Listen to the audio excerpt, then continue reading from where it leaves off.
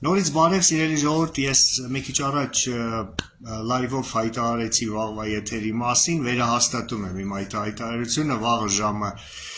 15:00-ին, հունիսի 2-ին, երեքշաբթի օրը ժամը 15:00-ին YouTube-յան ալիքի իմ ուղիղ եթերում ես կխոսեմ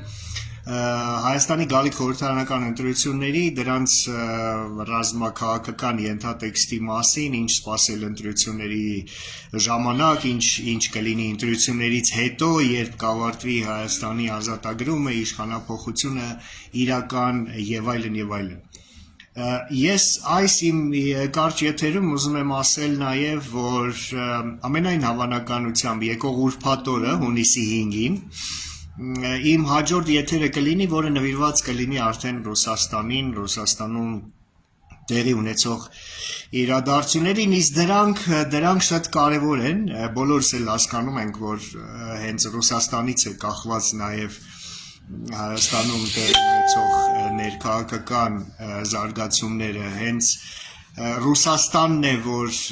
միշտ խանգարել է եւ շարունակում է խանգարել մեզ ապրել ինքնիշխան, ինքնուրույն կյանքով, Ռուսաստանն է, որ խանգարեց մեզ վերամիավորել Արցախը իր դրածոների միջոցով եւ երբ որ Ռուսաստանին ձեռնտու էր նախաձեռնեց Լավրովյան պլանի կյանքի կոչումը եւ հանձնեց Արցախը Ադրբեջանին, Թուրքիային, ստանալով նրանց բարեհամբույր վերաբերմունքը ռուս-ուկրաինական պատերազմի ընթացքում եւ այլն։ Այսինքն մենք այս տարիների ընթացքում գոնե մեր սերունդը կամ մեզնից մի քիչ ավելի մեծ սերունդները այս 35 տարիների ընթացքում մենք մեր մաշկի վրա տեսել, զգացել եւ հասկացել ենք, որ ինչ որ լինում է Հայաստանում պայմանավորված է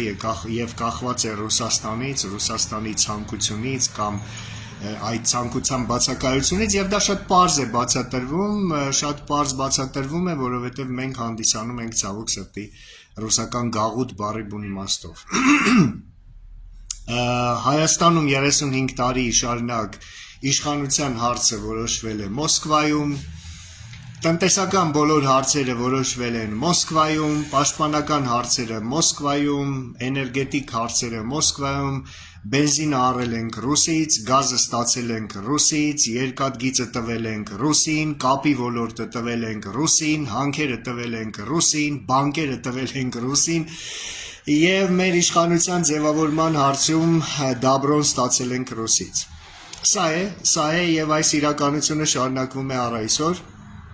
Եվ գալիք խորհրդարանական ընտրությունները ցավոք սրտի այդ առումով բացառություն չեն լինի, ես կարծում եմ բոլորս էլ տեսնում ենք, որ հիմա տեղի է ունենում աշխարհաքաղաքական բախում Հայաստանի եւ Հարավային Կովկասի համար թեժ ու կատաղի պայքար Արևմուտքի եւ Ռուսաստանի միջեւ։ Ինչ եմ այս ամենը ժպիտով ասում, դեմքի ուրախ արտահայտությամբ ասում, որովհետեւ ես գնալով ավելի ու ավելի լավատես եմ դառնում եւ փորձում եմ իմ այդ լավատեսությունը հիմնավորել եւ փոխանցել ձեզ, սիրելի ժողովուրդ, որովհետեւ ես տեսնում եմ, որ այս ամենի վերջը շատ մոտ է, որ չարյաց կայսրության տապալումը, փլուզումը, մասնատումը շատ մոտ է, որքան էլ որ որոշ մարդիկ չեն հավատում, նույնիսկ հեգնում են, բայց հիմա արդեն դա ավելի ու ավելի ակնհայտ է ավելի ու ավելի շատ մարդկանց համար։ Եվ այդ պատճառով է, որ ես կազմակերպում եմ իմ եթերները, հարցազրույցները պարոն Վիաչեսլավ Շիրայևի հետ, որը որ շատ փորձառու, շատ պրոֆեսիոնալ, շատ նվիրված տնտեսագետ եւ քաղաքական գործիչ է, վերլուծաբան է։ Ասեմ, որ պարոն Շիրայևը երկար տարիներ հենց Ռուսաստանում բիզնեսով է զբաղվել եւ ռուսական տնտեսությունը շատ ավելի լավ է ճանաչում, քան բոլորս եւ հիմա իհարկե նա Ռուսաստանում չի բնակվում, բայց ունի շատ մեծ կապեր իր բիզնես կյանքից մնացած կապեր եւ աղբյուրներ, վստահելի աղբյուրներ, որոնք իրեն զեկուցում են ռուսական տնտեսության վիճակի մասին եւ այդ վիճակը ողբալի է։ Ռուսաստանը կանգնած է կատաստրոֆայի շեմին, սա չափազանցություն չի, սիրելի ժողովուրդ, Պարոն Շիրայևի հետ ես իմ հարցազրույցները սկսեցի անցած տարվա դեկտեմբերից, հետո մարտ ամսին, ապրիլ ամսին եւ այս ամիս եւս հարցազրույց եղավ եւ ապրիլյան հարցազրույցի ժամանակ պարոն Շիրայևը ասեց, որ շատ կարեւոր բաներ են սպասվում, պայմանավորված իհարկե Իրանով նաեւ եւ հիմա արդեն մենք տեսնում ենք, որ նրա կանխատեսումները սկսում են իրականանալ եւ պարոն Շիրայևի վերջի կանխատեսումն այն էր, որ արդեն այս ամիս հունիս ամսին Ռուսաստանին սպասվում է վառելիքի ճգնաժամ, դաժան լայնամասշտաբ ճգնաժամ, որի արդյունքում տնտեսական կոլապս կլինի, որտեղ հասկանում ենք, որ եթե չկա բենզին, եթե չկա ավիացիոն կերոսին եւ այլն, տնտեսությունը պարալիզացվում է եւ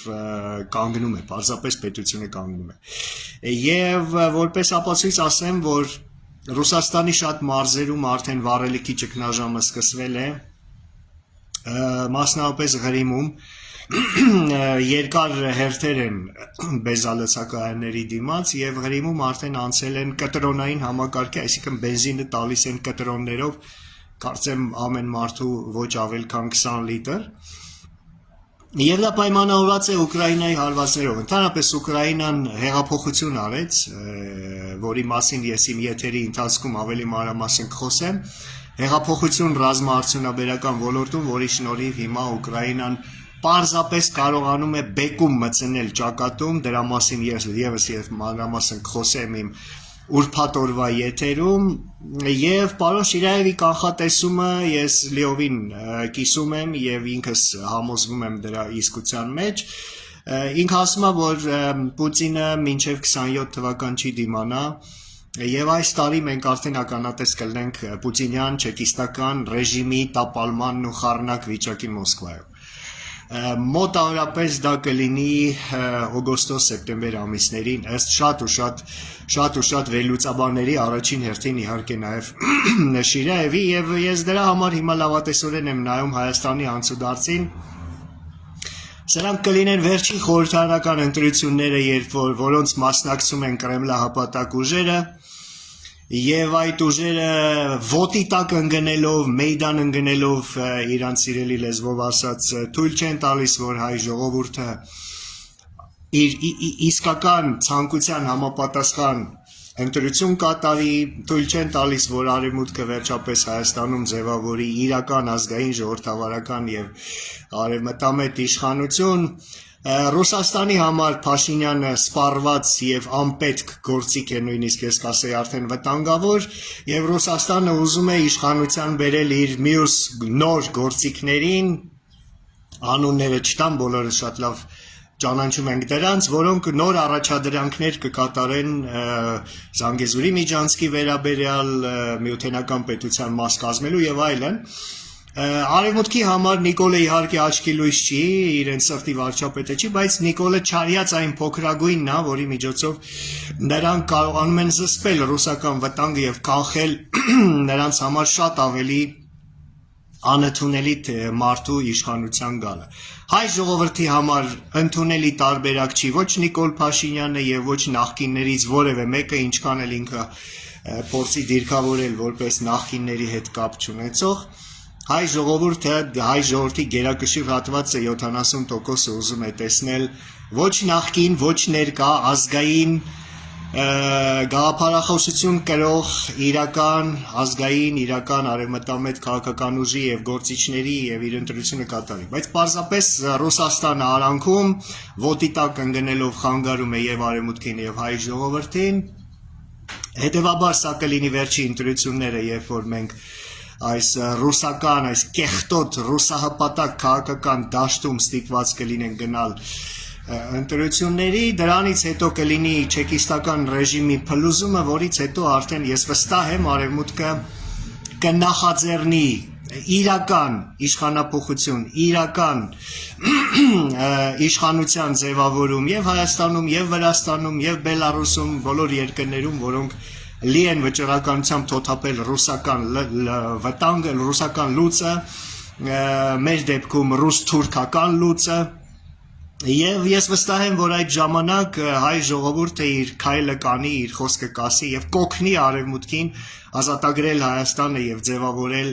իրական ազգային ժողովրդավարական իշխանություն եւ այսպես վաղը հունիսի 2-ին ժամը 15:00-ին իմ YouTube-յան ալիքի ուղիղ եթերում ես կխոսեմ խորհրդարանական ընտրությունի եւ դրանց աշխարհաքաղաքական ենթատեքստի մասին, իսկ ուրբաթ օրը ամենայն հավանականությամբ ժամը 15:00-ին ես կխոսեմ արդեն Ռուսաստանի մասին, ավելի մանրամասն ձեզ կպատմեմ ինչ կատաստրոֆիկ վիճակ է տիրում ռուսական տնտեսության մեջ, ռուսական բանակում, ռուսական քաղաքական վերնախավում եւ ռազմաճակատում եւ դուք կհամոզվեք, որ քիչ մնաց հաշված ամիսներ անց ամեն ինչ լավ է լինելու, շնորհակալություն, տարածեք իմ այս եթերը եւ կհանդիպենք վաղը ժամը 3-ին իմ YouTube-յան ալիքի եթերում։ Շնորհակալություն, ամեն ինչ լավ է լինելու, ստեսություն։